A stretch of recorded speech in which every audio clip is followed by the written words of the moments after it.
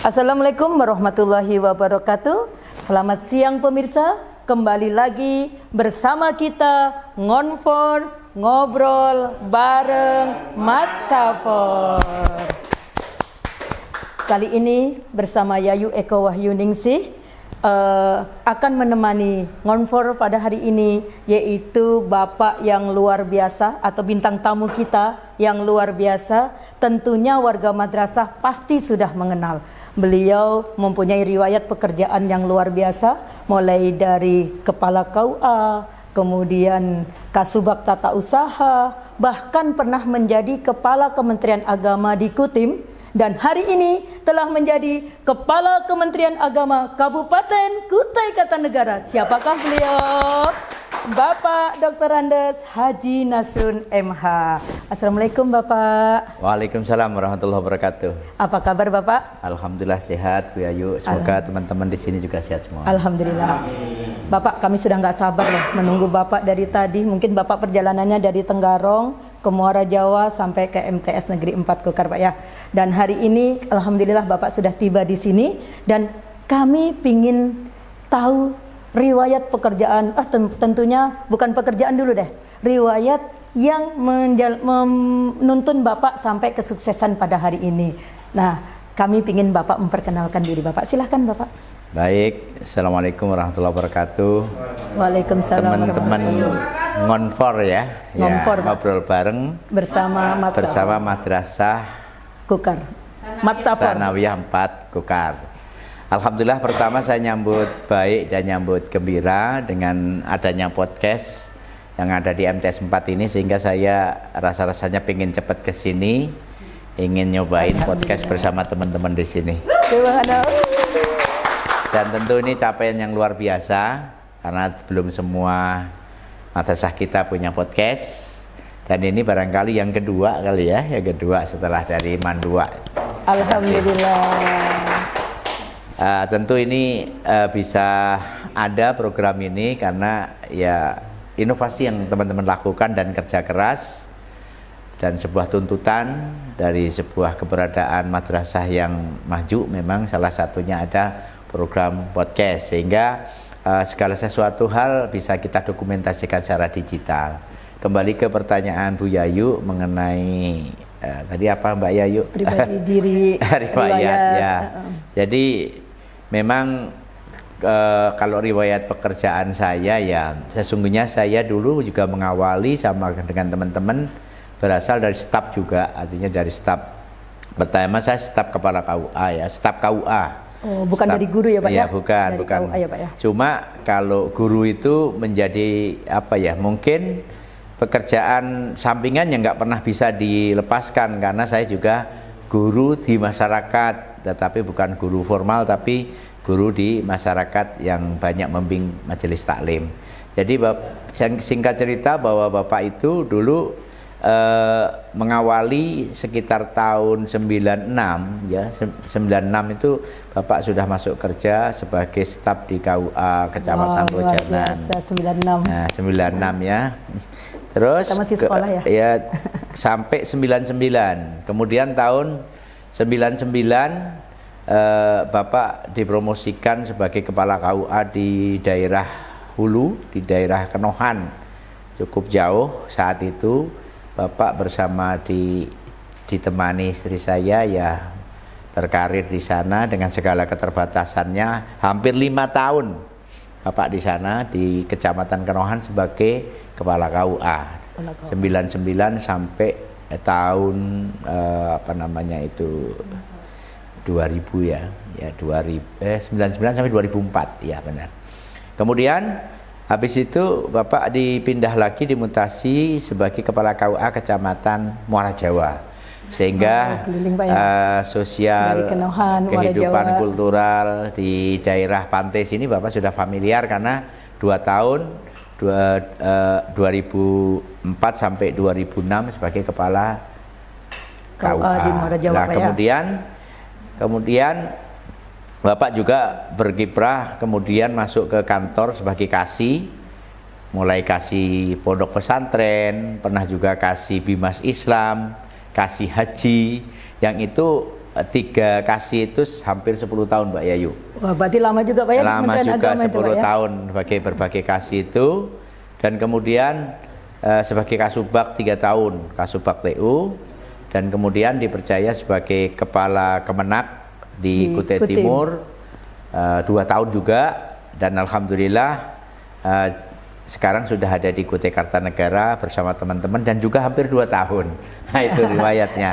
Ya, alhamdulillah. Berarti setelah apa mungkin ada rencana lagi setelah menjadi kepala Kementerian Agama? Gini, sebagai ASN saya punya prinsip yang penting itu bekerja. Ya, punya prinsip kalau mengenai kemana-kemana biar mengalir saja. Karena hidup saya itu sederhana, dibuat happy dan yang penting membawa manfaat.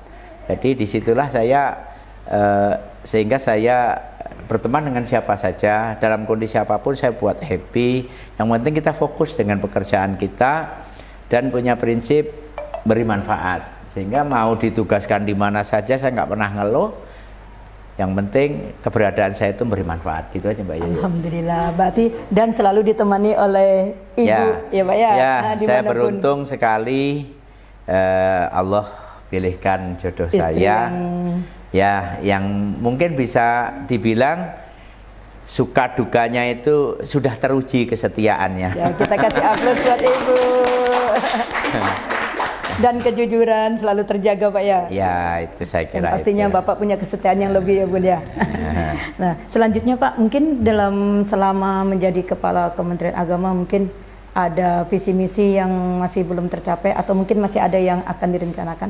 Ya, saya lebih khusus ke pesan ke teman-teman di madrasah ya, karena kita sekarang podcast di madrasah, bahwa arah pendidikan kita ini berubah, kelihatannya berubah. Artinya kalau kita rasakan, mungkin teman-teman guru juga rasakan ya. Jadi sistem pendidikan, pola pendidikan, bahan-bahan ajar juga berubah semua.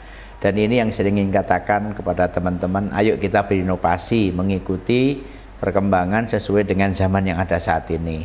Karena saat ini kita sudah mengarah ke era digital kan, pembelajaran sudah semuanya digital. Sehingga ketika kepada teman-teman guru, saya berharap juga melakukan perubahan-perubahan itu. Termasuk juga menyiapkan generasi anak-anak kita ya. Sekarang dengan kurikulum Merdeka ini kan, intinya mengarahkan agar kita itu mampu membantu menemukanali setiap potensi, bakat dan passion anak-anak kita.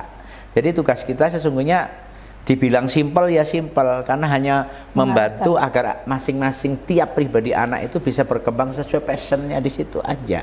Karena apa? Menurut saya ketika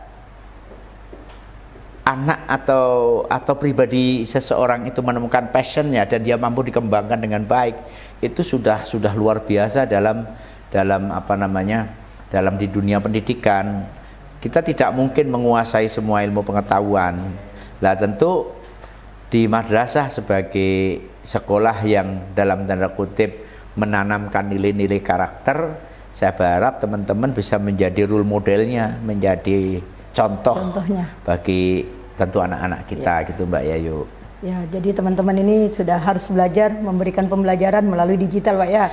Dan mungkin nanti saat ini kan mungkin di kelas-kelas kita masih belum lengkap nih, tapi dengan cara perlahan dan mungkin ada setelah kemarin daring itu sudah memulai Pak, ada YouTube, ada pembelajaran melalui PowerPoint atau mungkin melalui media-media yang lain. Cuma saat ini mungkin yang masih kendala itu karena sumber belajar yang di dalam kelas itu kita belum semuanya. Insya Allah Pak, ke depannya kalau kita selalu didukung oleh kepala sekolah dan kepala kementerian insya Allah Pak.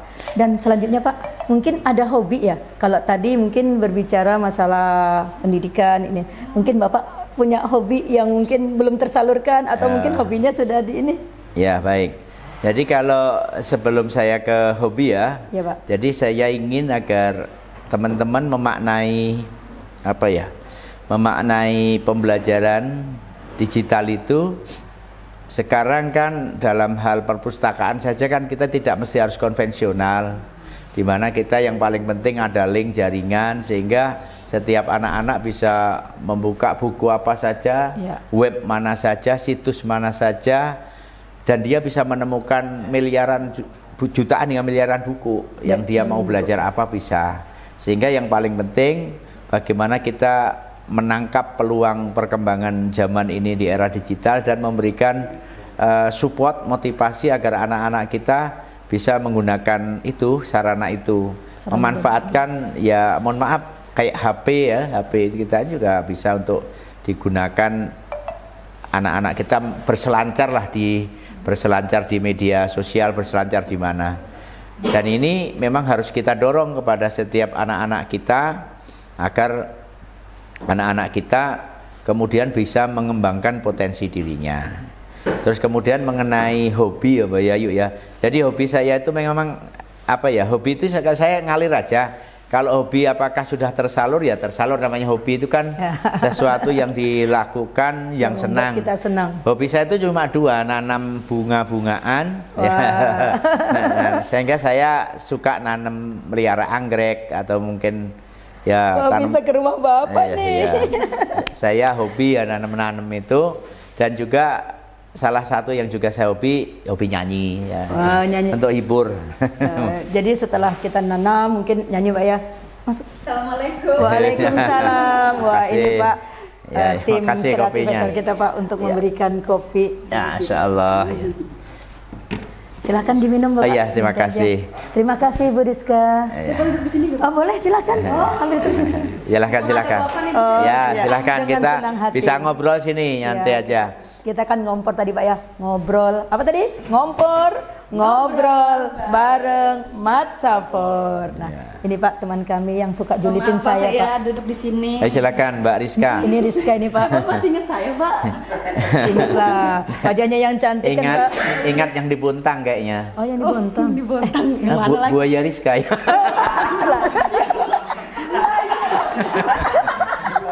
Buaya Rizka. Mohon maaf. Ya, memang sini ada biawak, ada Bapak kalau Ya. biasa dia julitin saya, tapi hari ini kena ketemu. Iya. Terima kasih Bapak. Terbalaskan ya. Saya mau balas Iya. Rizka, karena kamu baru datang, ayo tanya dengan Bapak. Oh iya, Bapak. Tadi kan pengen ngobrol. Pak, tadi itu kan mungkin pembahasan sama Bu Yayu tadi masalah kerjaan nih ya. Nah, kita nih pengen lebih kenal dekat dengan Bapak nih Pak. Iya. Bapak itu aslinya tuh dari mana sih Pak? Dulu Bapak sekolahnya di mana? Tak pikir kenal dekat di mana ya, mau Iya, kasih kan tahu dengan ibu loh. Ya, baik. Jadi saya punya riwayat sekolah ini agak unik ya. Karena mungkin kalau mungkin dari podcast baru hari ini saya ceritakan. Alhamdulillah, kita aja ambil teman-teman. Dan mungkin teman-teman juga akan kaget kalau ngelihat saya mau jujur ya. Dari sekolah saya itu kalau dibilang linear, nggak linear sama sekali. Karena dulu proses pembelajaran saya itu otodidak, dalam pengertian, mohon maaf, orang tua kami juga mungkin dulu nggak bisa mengarahkan gimana, akhirnya kita sekolah sendiri.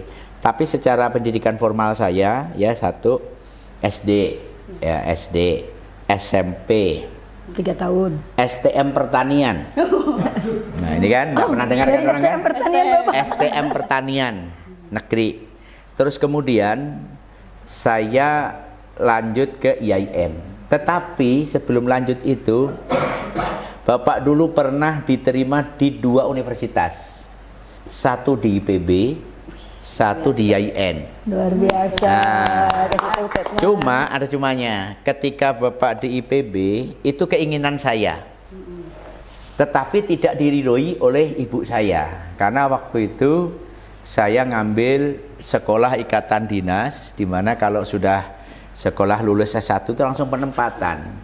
Nah waktu itu penempatan itu lokasinya 2, NTT sama di Kaltim. Saya itu lulusnya kena di NTT waktu itu, dan orang tua saya melalui ibu saya itu nggak setuju, nggak mengizinkan. Pendek cerita, akhirnya saya mengikuti sebagai anak yang soleh, ngikuti saran ibu. Walaupun saya ini dari STM Pertanian, tetapi pendidikan non formal saya yang ngaji di kampung, biasa ngaji di kampung, diniyah di kampung.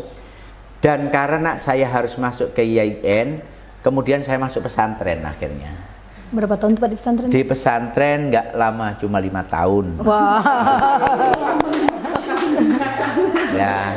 5 tahun lah ya, 5 tahun. Nggak lama, cuma 5 tahun di pesantren tahfiz Quran. Subhanallah. Nah, disitulah mungkin ini orang tua kita punya kepekaan yang mungkin nggak saya tangkap waktu itu.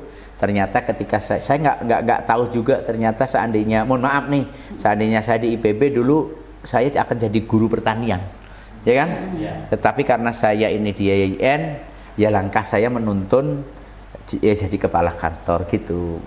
Yang tadinya tidak linear Pak ya, setelah lulus IAIN dan pesantren justru lebih linear ya, lagi Pak. Nah, apalagi pernah menjadi kepala KUA. Ya, luar biasa. Itu Mbak Rizka. Oh iya Pak. Apalagi? Bapak sekolah dulu nih. Bapak pernah nggak sih dihukum sama guru Pak? Jadi gini, jujur ya, kalau kita bicara penegakan disiplin, pasti setiap anak itu punya memori bandel. Nah, gitu kan. Nah, memori bandel ini walaupun tidak boleh kita wariskan, tetapi ketika ada anak bandel, minimal kita menyadari bahwa kita pernah bandel. Yaitu kita sadarin.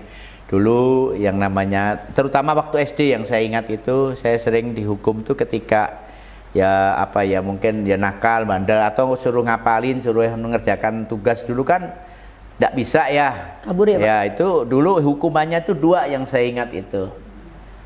Yang saya ingat itu 2. Jadi tangan kita ini dipukul pakai penggaris. Disuruh masukin dipukul sama tar gitu ya. Nah, terus yang kedua, yang hukuman mohon maaf itu sebenarnya tidak menyakitkan tapi bikin malu.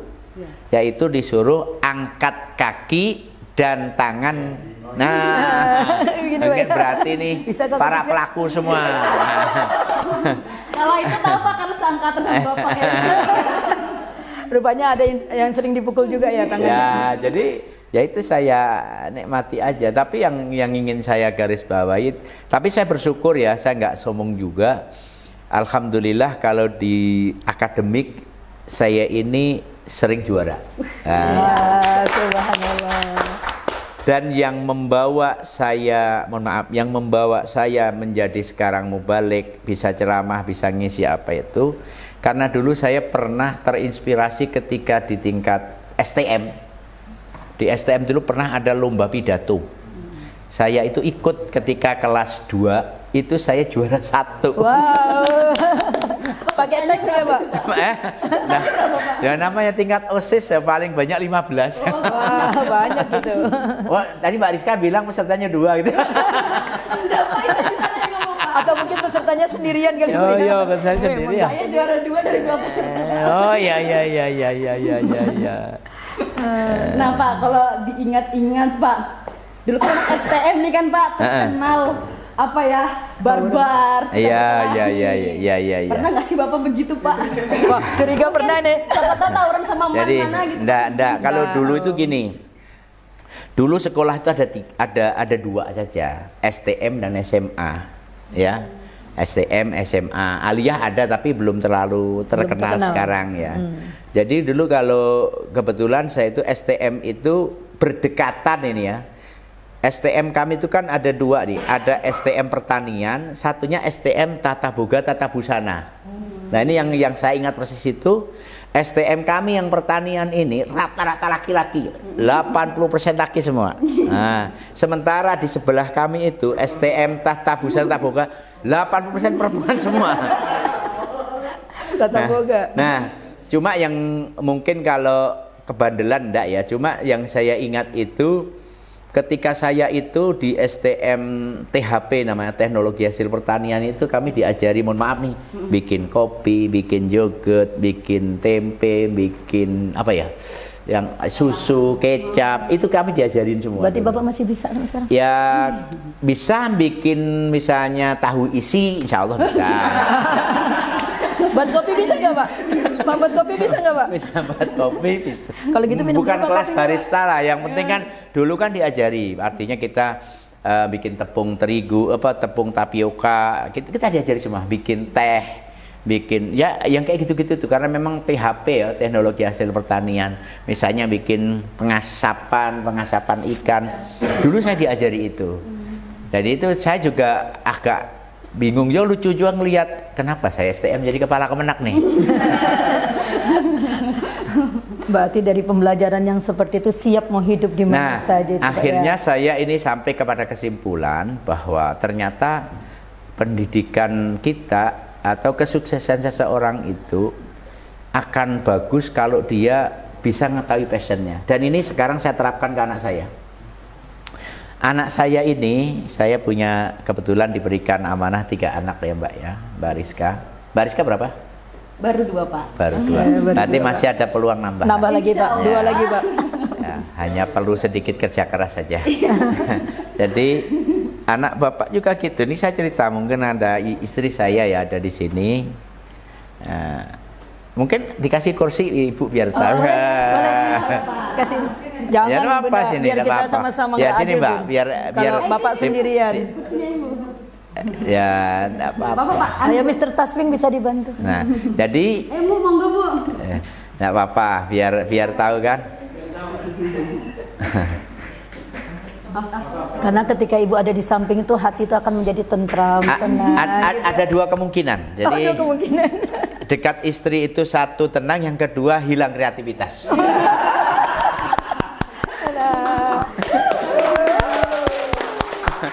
Nah, ini buruan.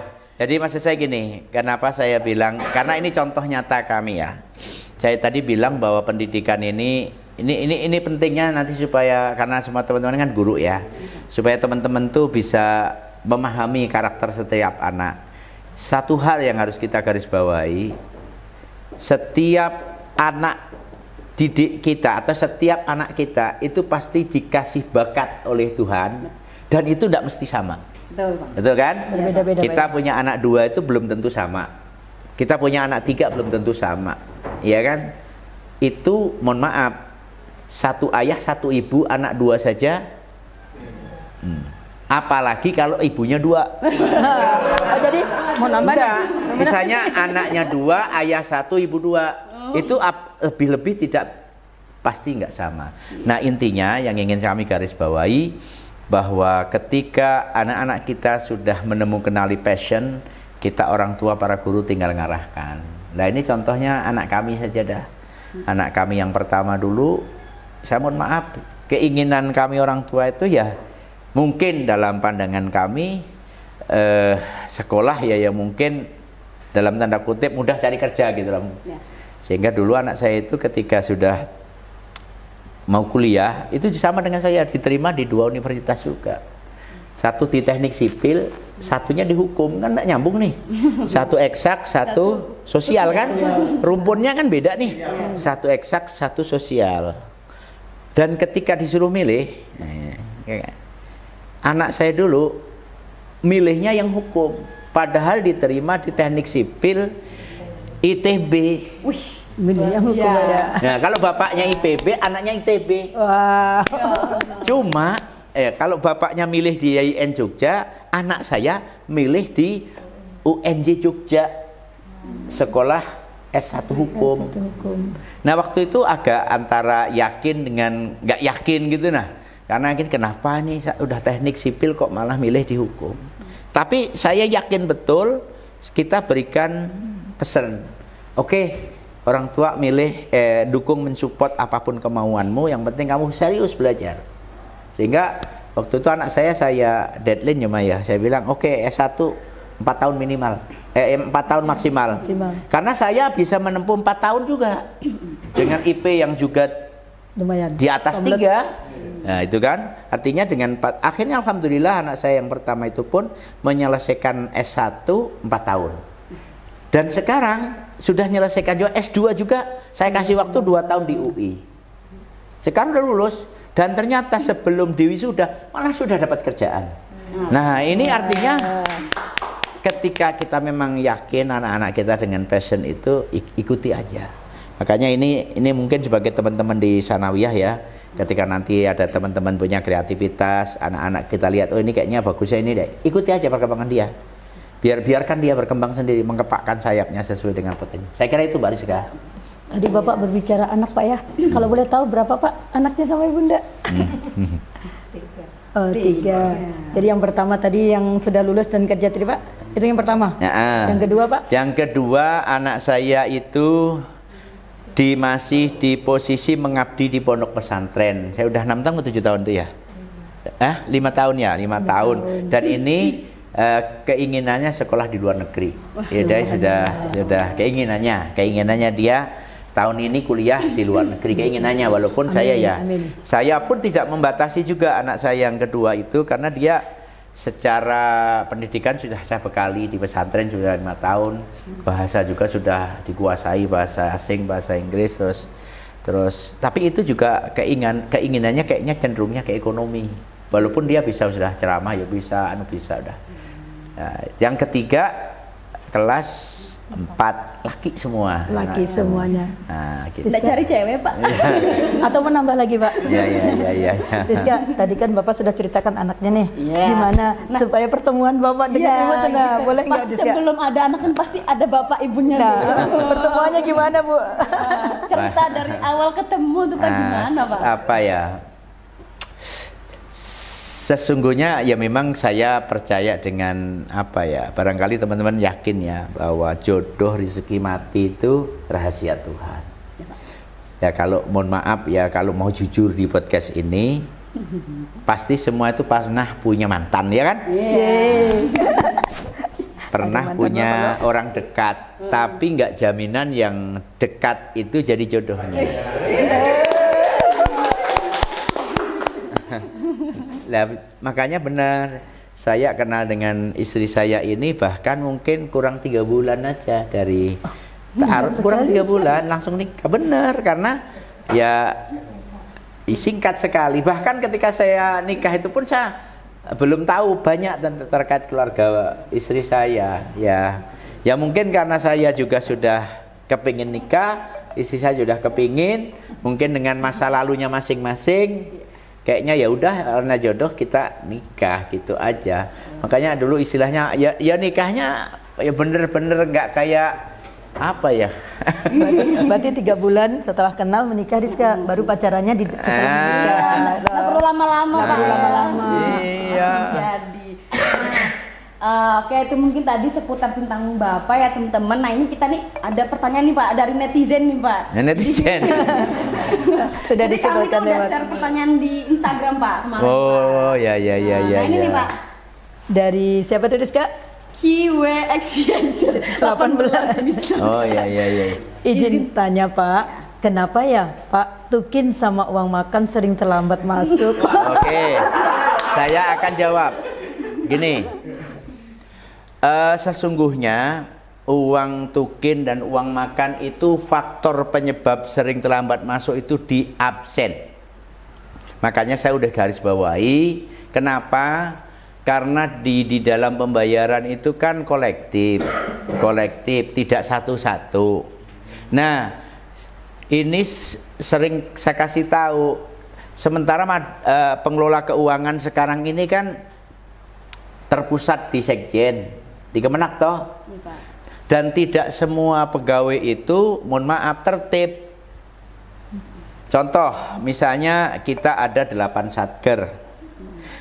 Ini beberapa ngirimkan absen itu terlambat. Akhirnya ketika terlambat ngerekap, terlambat membuat tagihan, sehingga terlambat semuanya Pak. Iya, terlambat satu, terlambat semua. Ini kemarin sempat parah di guru agama, sehingga saya sudah deadline saya, ancaman saya begini, kami maunya sebelum tanggal 5 atau maksimal sebelum tanggal 10 harus sudah. Dengan ketentuan siapa saja pegawai yang trader terlambat tinggal, jadi dia tidak akan dibayarkan di proses bulan berikutnya. Ini supaya apa? Orang yang rajin itu tidak dihukum oleh orang yang malas. Betul itu Pak.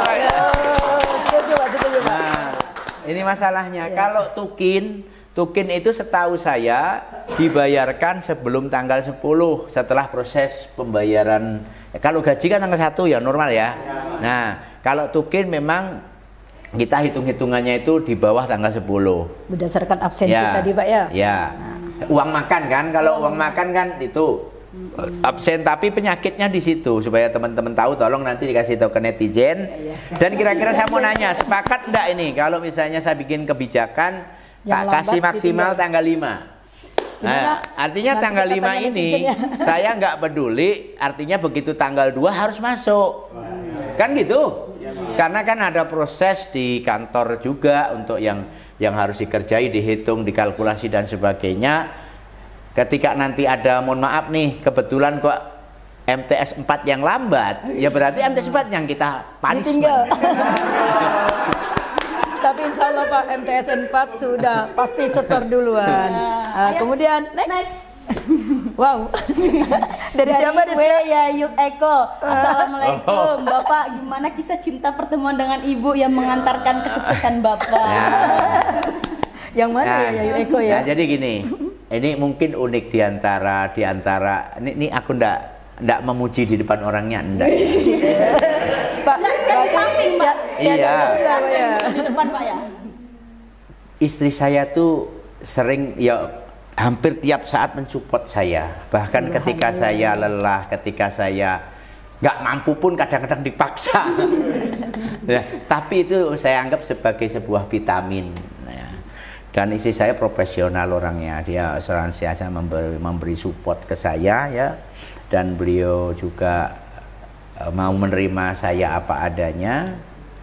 Kalau agak nakalnya Mbak ya, mungkin satu-satunya istri yang nggak mau megang ATM suami istri saya. Ya. Pak, saya juga Pak. Pak, saya juga nggak pegang ATM Pak. Saya pegang bankingnya Pak. Bun, kita berteman Bun. Nah, ini masih parah Pak. Kalau saya tidak pegang ATM Pak. Pegang isinya. Saya pegang isinya aja Pak.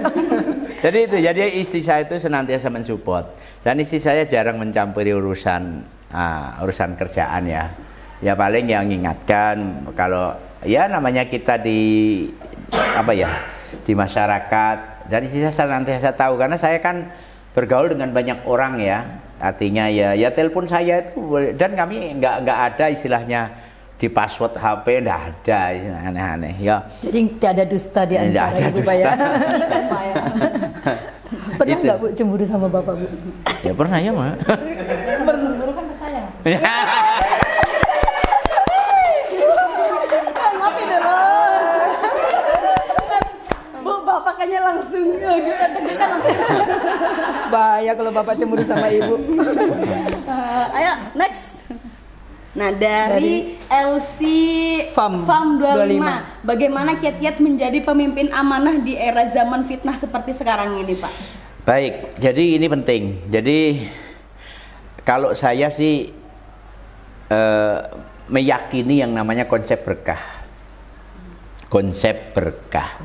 Artinya apa berkah itu? Ketika harta kita ini berkah, dampaknya positif ke kita. Tetapi ketika harta itu nggak berkah, maka ya akan kembali ke diri sendiri. Dan saya mohon maaf, saya tanamkan dalam diri saya, mungkin untuk terutama adik-adik saya yang guru-guru junior ya. Saya itu berusaha untuk mencari kelebihan penghasilan, tapi di luar kerjaan saya, sehingga saya terbiasa ya punya jiwa entrepreneur. Sehingga dari sinilah saya sadar betul ketika kita hidup hanya mengandalkan gaji, ya agak ribet juga. Tapi ketika otak kita peres dengan kita punya penghasilan di luar itu, ya alhamdulillah yang saya jalani dengan istri itu mungkin banyak orang yang nggak percaya, karena bahkan sebelum saya dilantik jadi pejabat pun saya udah punya yang fasilitas yang akan diberikan ke saya, lebih daripada itu saya punya. Nah itulah juga yang kemudian istri saya pun sudah Nggak pernah nerima gaji saya karena tahu habis gaji saya. Karena dari hasil yang lain tidak cukup. Karena Pak. dari aset yang lain lebih daripada lebih gaji dari saya. itu, Pak. Ya. Ayo semangat. Bapak sering posting-posting loh itu. Kadang-kadang di kebun ada buah yang sering panen tuh, ada kemudian kolam. Ya, betul. Ya benar, karena saya ya mungkin mudah-mudahan ini bukan riak ya, tapi saya berharap ini jadi motivasi. Ya, iya Pak, motivasi. Saya itu dulu ya berpikir bahwa ibarat keran itu ibarat keran itu jangan satu dah. Kalau keran satu mati atau bocor kan bingung dah Pak. Bingung. Jadi bagaimana kita membuat keran-keran air yang lain walaupun yang lain itu netes. Netes tapi netes terus. Kita masukkan gelas kan penuh sendiri. Jadi ketika ini ada sendat, yang keran utama sendat, ini segelas ini penuh gitu loh. Apalagi deras Pak ya. Ya, apalagi deras. Nah ini makanya saya alhamdulillah dulu ya sejak masih pacaran tuh, bayangkan kami ngeredit tanah tuh sebelum nikah berdua. Wow. Padahal pertemuannya 3 bulan loh Pak. Sudah iya udah mulai. Wah, singkat sekali 3 bulan ngeredit tanah. Langsung ngeredit tanah berdua bener. Ya sampai biasa. sekarang ya alhamdulillah ya apa ya. Menikmatilah Pak. Menikmatilah. Ya sewaan masih ada. Subhanallah. Oke, next. Aduh. Dari Sips kita teman. Inovasi apa yang sudah dilakukan selama menjadi kepala Kemenak? Baik. Jadi saya benahi pertama itu di aset yang jadi concern saya. Sehingga kemarin kan Kemenakukar itu termasuk yang dapat penghargaan. Karena aset yang paling bagus pengelolaannya di Kukar. Salah satunya aset itu kami mengamankan aset-aset tanah yang selama ini nggak jelas surat menyuratnya, hampir 60% sudah bersertifikat. Itu yang saya lakukan. Yang kedua, kami melakukan memudahkan layanan. Inovasi ini saya lakukan di haji, di mana saya membuat gerakan atau program manasik haji mandiri di tiap kecamatan. Tujuannya apa? Tujuannya agar setiap jamaah haji itu mendapatkan kemudahan dalam layanan manasik haji dengan biaya murah.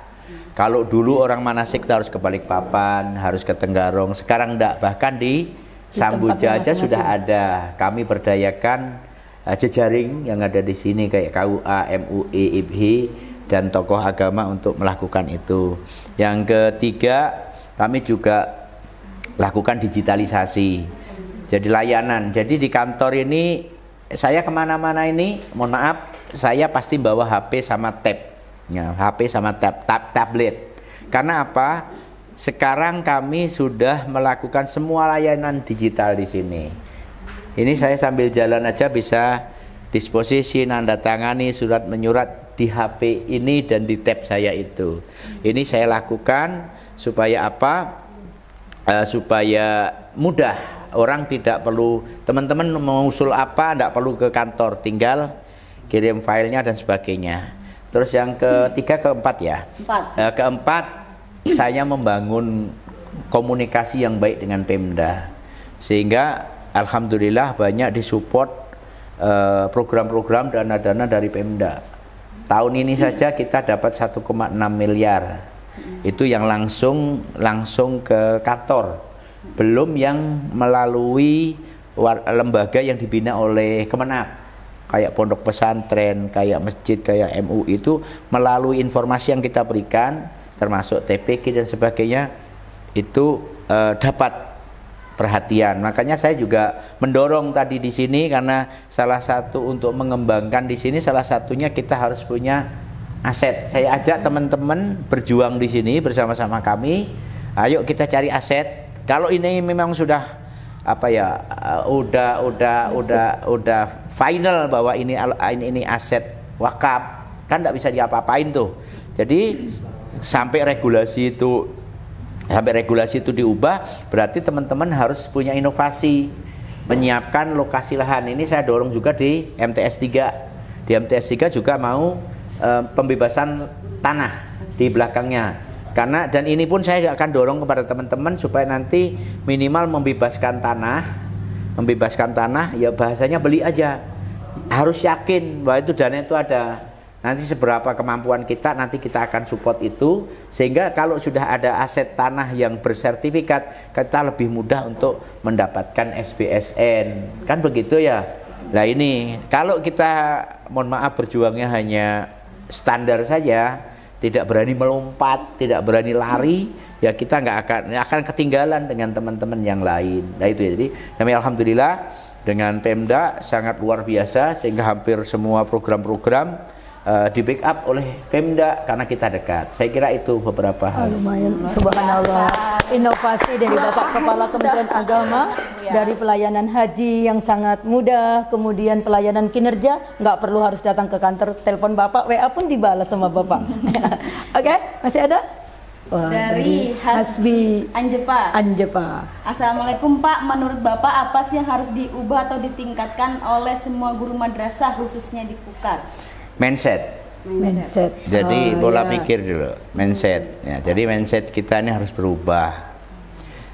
Jadi karena gini ya, ketika mindsetnya sudah berubah, pola pikirnya sudah dirubah, bahwa kita harus yakin apa yang kita lakukan itu sebagai sebuah pekerjaan amal, itu dulu.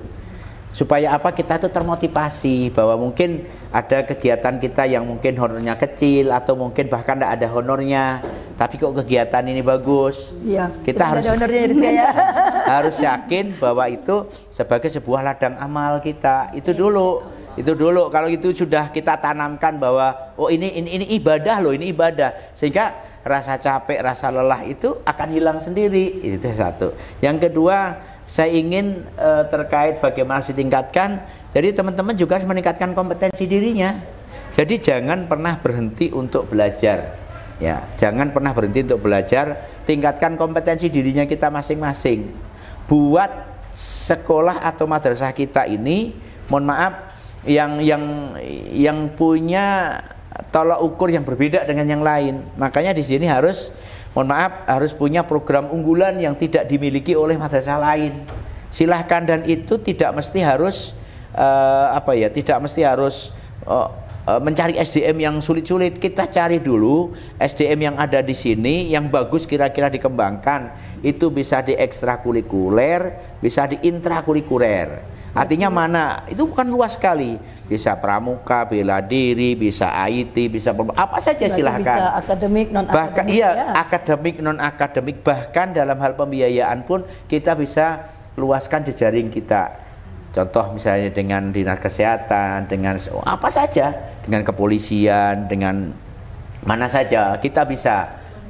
Bagaimana misalnya dengan aparat desa, bisa, semuanya bisa kita lakukan. Bahkan dengan pertanian, bagaimana misalnya saya ingin misalnya daerah kita ini rapi, daerah kita ini asri, daerah kita ini tertata baik. Nah ini tentu kan kalau guru semua dibebankan kan tidak mungkin. Jadi tetapi bagaimana menanamkan anak-anak kita ini misalnya pola hidup bersih dan sehat. Mungkin tidak perlu kita, tapi kita bisa pinjam tenaga-tenaga dari puskesmas kayak gitu. Bagaimana menegakkan disiplin? Mungkin kalau gurunya sudah bosen kira-kira kita ngomel, kita pinjam dari polsek ya, untuk bagaimana seminggu sekali kah PBB-nya harus yang bagus, ada kerjasama. Silahkan. Atau mungkin kita mau program tahfiz, tapi di sini gurunya mohon maaf tidak ada yang tahfiz. Silahkan kerjasama dengan pesantren terdekat yang punya tahfiz. Nah itu silahkan, monggo. Artinya supaya madrasah dan di Kukar tuh maju semuanya, saya kira gitu. Ya, PR buat kita, mindset pikir kita harus dirubah, Rizka. Ya, dari Kartika Intans. Keputusan yang paling berat yang harus dilakukan selama menjadi kepala, apa itu Pak? Keputusan yang paling berat yang harus dilakukan selama menjadi kepala. Ini sedang saat ini terjadi, di mana ini kalau saya boleh open ya, ini kan kami dikasih hibah 2,6 miliar. Satu sisi dianggap oleh teman-teman guru menjadi hak dia, karena tertunda hampir setengah tahun yang namanya TPP, di mana per orang 10 sampai 15 juta dapatnya. Di sisi lain regulasi kita ini tidak memungkinkan untuk kami membayarkan. Nah ini satu sisi ini kepentingan teman-teman, di sisi lain secara regulasi tidak diizinkan. Inilah menurut saya keputusan yang berat, karena pasti keputusan yang saya buat itu tidak populer, ya. Tetapi satu hal yang prinsip bahwa karena kita sebagai ASN itu kita harus taat aturan, maka menurut saya aturan itulah yang kita kedepankan, kan gitu ya. Dan mohon maaf, ketika kita penegakan disiplin atau apapun aturan itu, kita ya harus bisa memberikan uswah tauladan. Istilahnya jangan aturan itu diberlakukan ke anak-anak murid saja, tapi juga harus diri kita juga ketika kita buat aturan. Itulah ketika ada dua benturan kepentingan dan harus saya putuskan, disitulah beratnya sebagai pimpinan. Susah kayaknya Pak ya. Tapi Habis ya? Nah lanjut nih Pak. dari Ahmad Zakaria 0117. Ya. Assalamualaikum. Waalaikumsalam. Apa kesan dan pesan Bapak kepada kami ASN Madrasah MTSN 4 Kukar, mungkin terutama tentang kinerjanya atau Oke, bagaimana?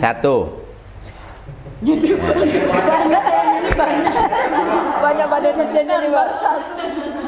Satu, bangun soliditas, kekompakan. Soliditas. Dan ini hanya bisa dibangun juga ketika leadershipnya bagus. Bangun soliditas, solid dulu.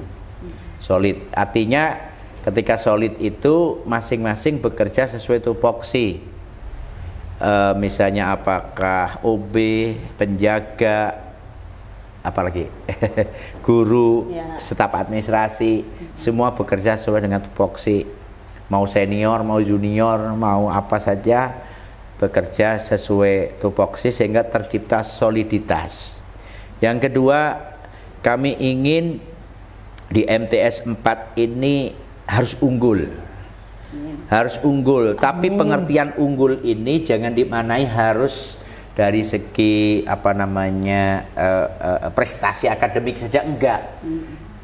Oke, kalau misalnya teman-teman merasa kewalahan di prestasi akademik, cari celah yang lain, tapi kita bisa punya nilai unggul. Itu yang harus kita tanamkan. Makanya nanti buatlah program, libatkan semua pihak, disepakati. Ibarat perahu ini kita mau bawa kemana sih? Mau bawa kemana? Ibarat masak ini, kita mau masak apa sih hari ini?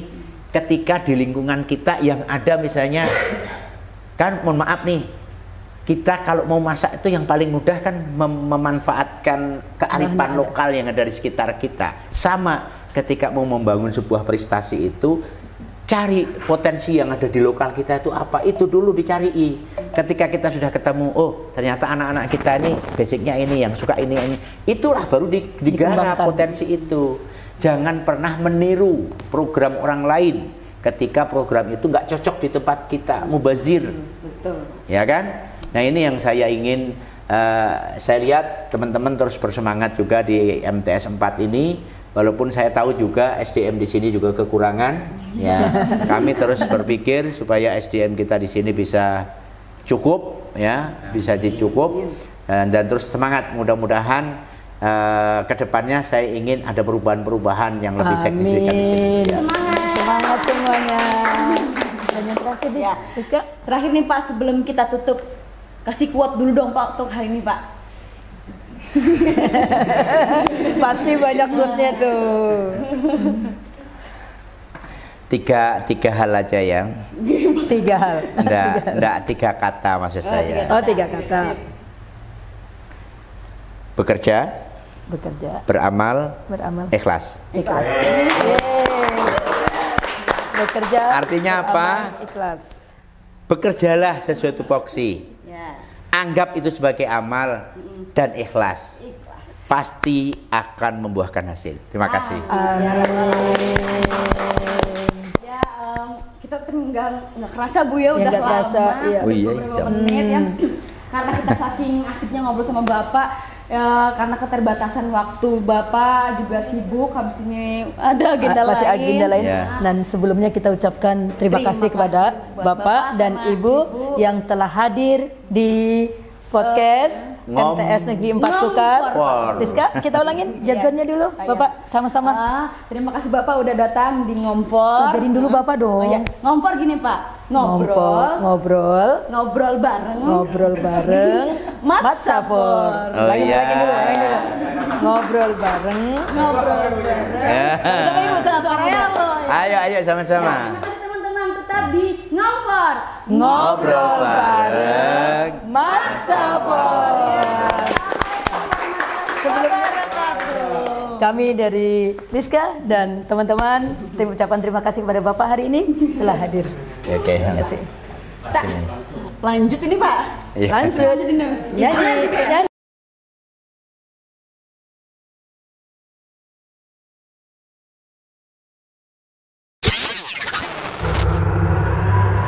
Aduh.